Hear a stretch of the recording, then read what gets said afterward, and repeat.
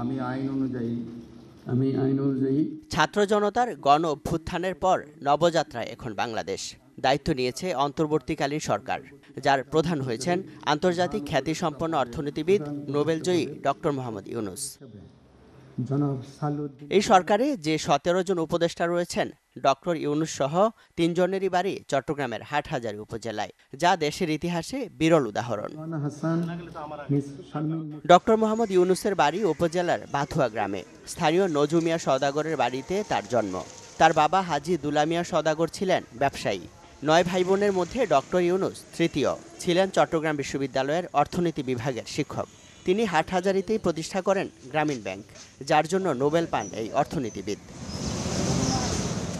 অন্তর্বর্তীকালীন সরকারের আরেক উপদেষ্টা নূরজাহান বেগমের বাড়িও হাটহাজারীর বুড়িশচরে।